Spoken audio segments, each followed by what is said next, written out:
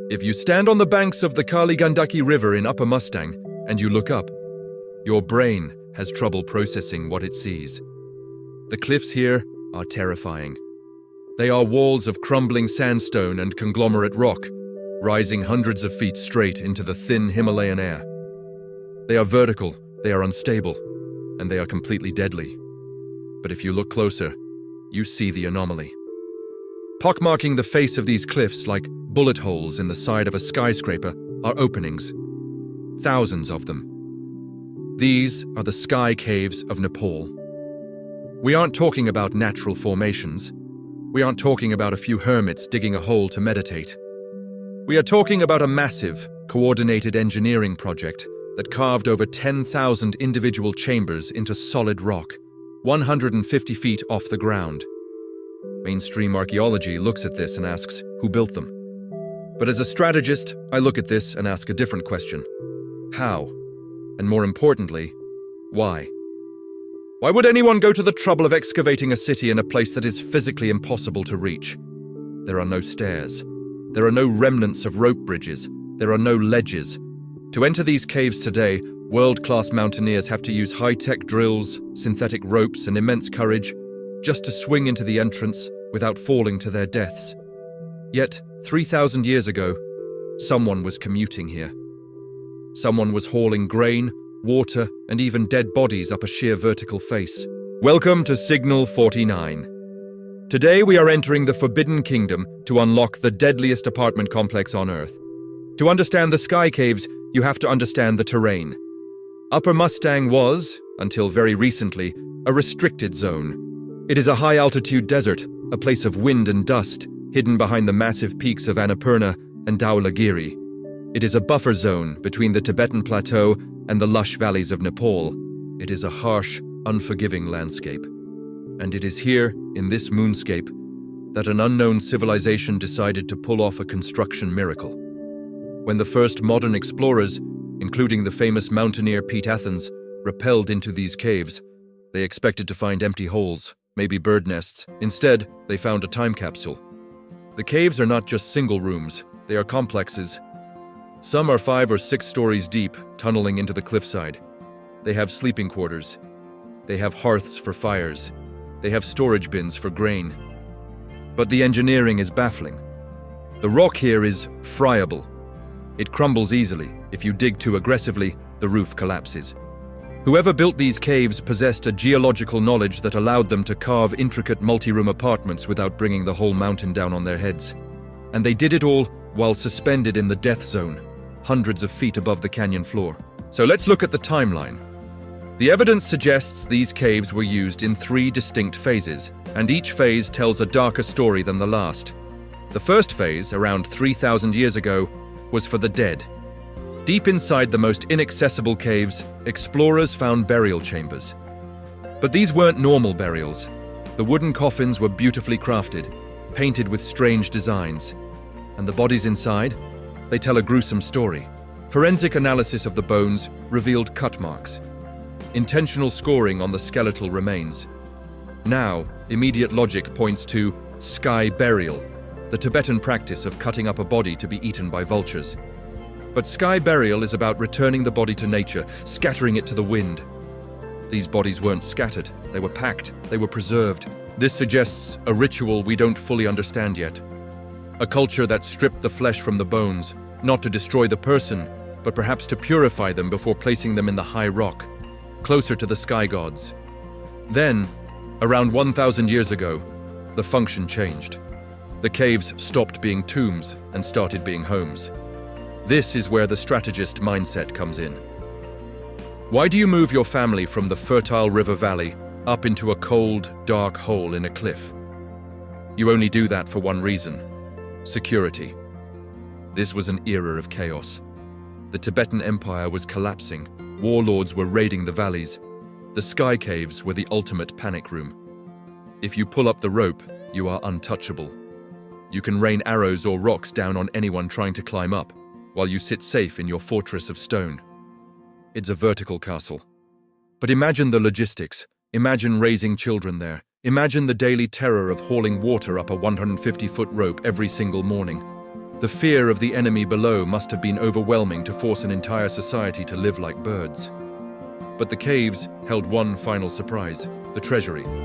In 2008, a team climbed into a collapsed section of a cave complex near the village of Samzong. What they found changed history.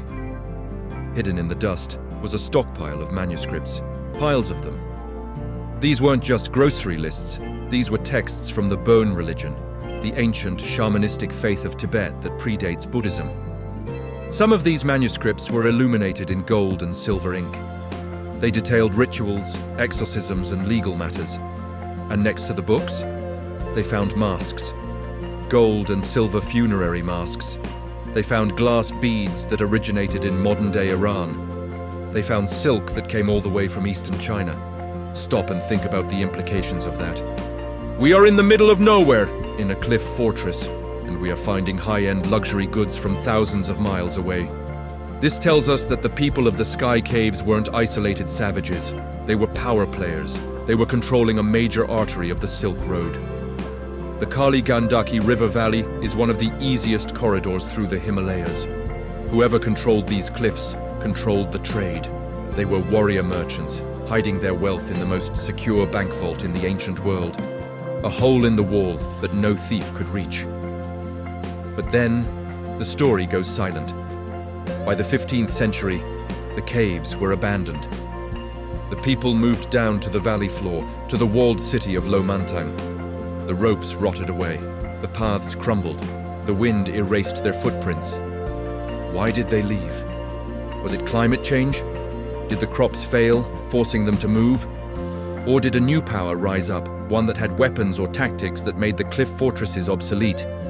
We don't know. Today, the Sky Caves are crumbling. Earthquakes are shaking the cliffs apart. Every year, another section slides into the river, taking its secrets with it. Archaeologists are in a race against time. They are trying to DNA test the bodies to see where these people came from. Were they Tibetan? Were they European? The early genetics suggest a mix that defies our current maps of migration.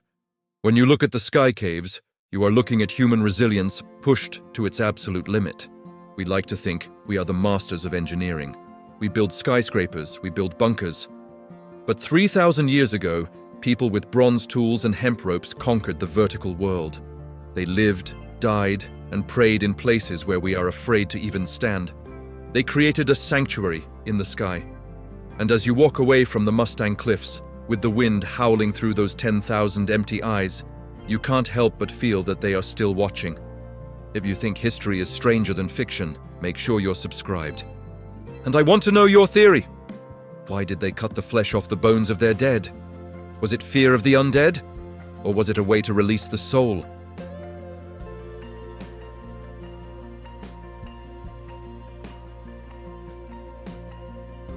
At 7,000 feet, the air changes. It gets thinner, sharper. The wind doesn't just blow here, it howls. It screams across the limestone ridges of the Taurus Mountains, stripping away everything that isn't made of solid rock.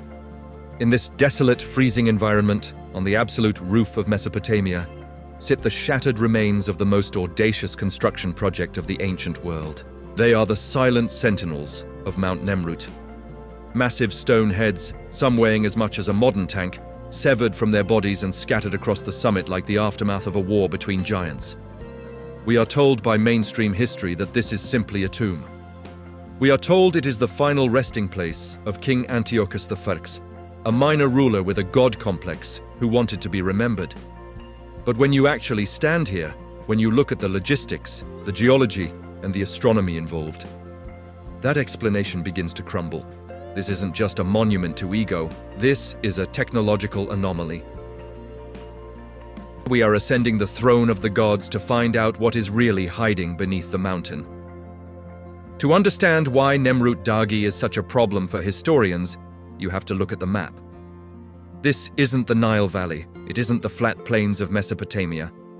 This is a jagged, hostile peak in eastern Turkey. The construction season here is incredibly short, maybe 4 months a year before the snow makes the roads impassable.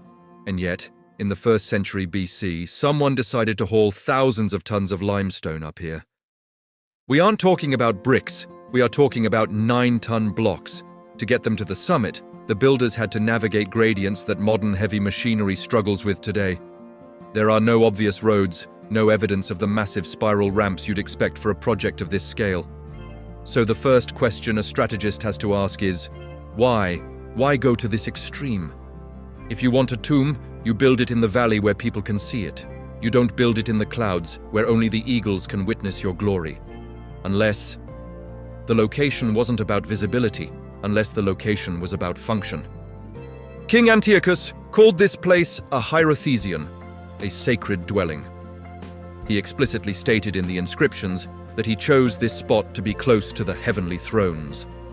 He wasn't building a grave, he was building a platform, a point of contact between the earth and the sky. But who was this man? History often dismisses Antiochus as a megalomaniac, but if you look at the politics of 62 BC, you see something different. You see a genius.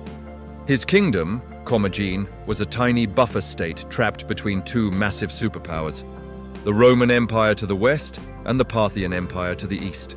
He was literally between a rock and a hard place. Antiochus didn't choose a side. He chose synthesis. Look at the statues closely. They are strange.